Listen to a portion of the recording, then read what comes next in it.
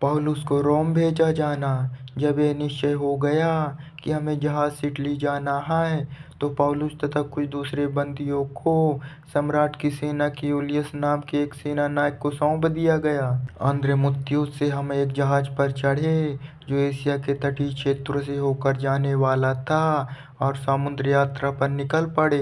थिस्सलुनीके निवासी एक मकदूनी जिसका नाम अरिस्तर्खुस था भी हमारे साथ था। अगले दिन हम सैदा में उतरे। वहाँ यूलियस ने पौलुस के साथ अच्छा व्यवहार किया और उसे उसके मित्रों का स्वागत सत्कार ग्रहण करने के लिए उनके यहाँ जाने की अनुमति दे दी। वहाँ से हम समुद्र मार्ग से फिर चल पड़े। हम साइप्रस की आड़ लेकर चल रहे थे क्योंकि हवाएं हमारे प्रतिकूल थी। फिर हम किलिकिया और पंफूलिया के सागर को पार करते हुए लूकिया और मीरा पहुँचे। वहाँ सेना नायक को सिकंदरिया के इटली जाने वाला एक जहाज मिला। उसने हमें उस पर चढ़ा दिया। कई दिन तक हम धीरे धीरे आगे बढ़ते हुए बड़ी कठिनाई के साथ कनिदुस के सामने पहुँचे क्योंकि हवा हमें अपने मार्ग पर नहीं बने रहने दे रही थी। सो हम सलभौने के सामने क्रीत की ओर में अपनी नाव बढ़ाने लगे। क्रीत के किनारे किनारे बड़ी कठिनाई से नाव को आगे बढ़ाते हुए हम एक ऐसे स्थान पर पहुँचे जिसका नाम था सुरक्षित बंदरगाह। यहाँ से लसेया नगर पास ही था। समय बहुत बीत चुका था और नाव को आगे बढ़ाना भी संकटपूर्ण था क्योंकि तब तक उपवास का दिन समाप्त हो चुका था। इसलिए पौलुस ने चेतावनी देते हुए उनसे कहा, हे पुरुषों, मुझे लगता है कि हमारी यह सागर यात्रा विनाशकारी होगी, न केवल माल असबाब और जहाज के लिए बल्कि हमारे प्राणों के लिए भी। किंतु पौलुस ने जो कहा था उस पर कान देने के बजाय उस सेनानायक ने जहाज के मालिक और कप्तान की बातों का अधिक विश्वास किया और वह बंदरगाह शीत ऋतु के अनुकूल नहीं था। इसलिए अधिकतर लोगों ने यदि हो सके तो फिनिक्स पहुंचने का प्रयत्न करने की ही ठानी और सर्दी वहीं बिताने का निश्चय किया। फिनिक्स क्रीत का एक ऐसा बंदरगाह है जिसका मुख दक्षिण पश्चिम और उत्तर पश्चिम दोनों के ही सामने पड़ता है। तूफान जब दक्षिण पवन होले होले बहने लगा तो उन्होंने सोचा कि जैसा उन्होंने चाहा था वैसा उन्हें मिल गया है। सो उन्होंने लंगर उठा लिया और क्रीत के किनारे किनारे जहाज बढ़ाने लगे। किंतु अभी कोई अधिक समय नहीं बीता था कि द्वीप की ओर से एक भीषण आंधी उठी और आर पार लपेटती चली गई। यह उत्तर पूर्वी आंधी कहलाती थी। जहाज तूफान में घिर गया। वह आंधी को चीर कर आगे नहीं बढ़ पा रहा था। सो हमने उसे यूं ही छोड़कर हवा के रुख बहने दिया। हम क्लोदा नाम के एक छोटे से द्वीप की ओट में बहते हुए बड़ी कठिनाई से रक्षा नौकाओं को पा सके। फिर रक्षा नौकाओं को उठाने के बाद जहाज को रस्सों से लपेटकर बांध दिया गया और कहीं सुरक्षित के उथले पानी से फंस न जाए, इस डर से उन्होंने पाले उतार दी और जहाज को बहने दिया। दूसरे दिन तूफान के घातक थपेड़े खाते हुए वे जहाज से माल असबाब बाहर फेंकने लगे और तीसरे दिन उन्होंने अपने ही हाथों से जहाज पर रखे उपकरण फेंक दिए। फिर बहुत दिनों तक जब न सूरज दिखाई दिया न तारे और तूफान अपने घातक थपेड़े मारता ही रहा, तो हमारे बच पाने की आशा पूरी तरह जाती रही। बहुत दिनों से किसी ने भी कुछ खाया नहीं था।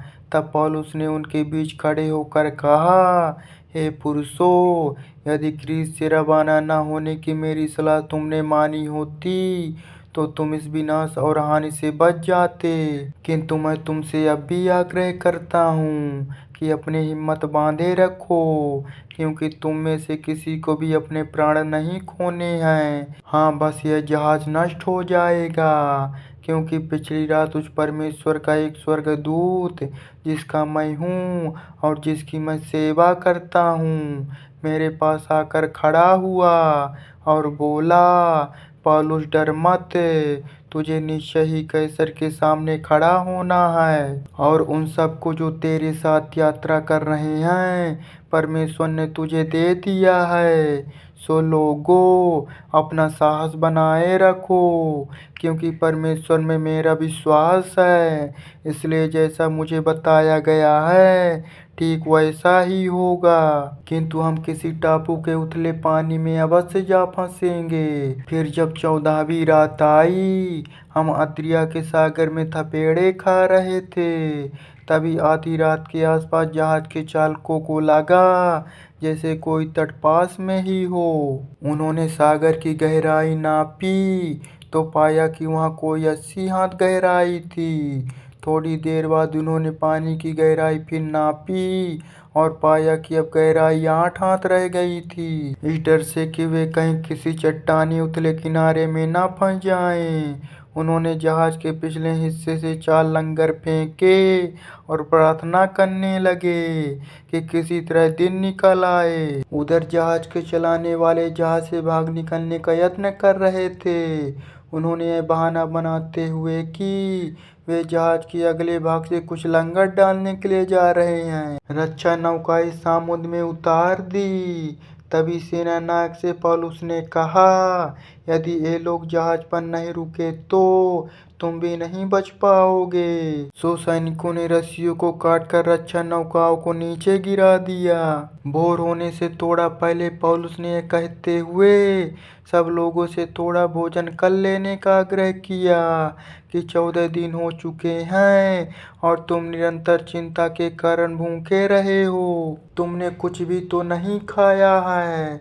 मैं तुमसे अब कुछ खाने के लिए इसलिए आग्रह कर रहा हूँ कि तुम्हारे जीवित रहने के लिए यह आवश्यक है, क्योंकि तुम में से किसी के सिर का एक बाल तक बांका नहीं होना है। इतना कह चुकने के बाद हमने थोड़ी रोटी ली और सबके सामने परमेश्वर का धन्यवाद किया। फिर रोटी को विभाजित किया और खाने लगा। इसमें उन सब की हिम्मत बढ़ी और उन्होंने भी थोड़ा भोजन लिया। जहाज पर कुल मिलाकर हम 276 व्यक्ति थे। पूरा खाना खा चुकने के बाद उन्होंने जहाज में अनाज फेंक कर जहाज को हल्का किया। जहाज का टूटना जब भोर हुई तो वे उस धरती को पहचान नहीं पाए, किंतु उन्हें लगा जैसे वहाँ कोई किनारेदार खाड़ी है। उन्होंने निश्चय किया कि यदि हो सके तो जहाज को वहाँ टिका दें। सो उन्होंने लंगर काट कर ढीले कर दिए और उन्हें समुद्र में नीचे गिर जाने दिया। उसी समय उन्होंने पतवारों से बांधे रस्सी ढीले कर दिए। फिर जहाज के अगले पतवार चढ़ाकर तट की ओर बढ़ने लगे और उनका जहाज रेते में जा टकराया। जहाज का अगला भाग उसमें फंसकर अचल हो गया और शक्तिशाली लहरों के थपेड़ों से जहाज का पिछला भाग टूटने लगा।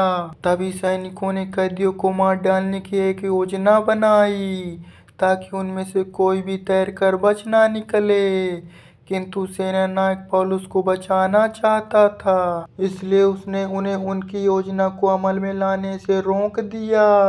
उसने आज्ञा दी कि जो भी तैर सकते हैं वे पहले ही कूदकर किनारे जा लगें और बाकी के लोग तख्तों या जहाजों के दूसरे टुकड़ों के सहारे चले जाएं। इस प्रकार हर कोई सुरक्षा के साथ किनारे आ लगा।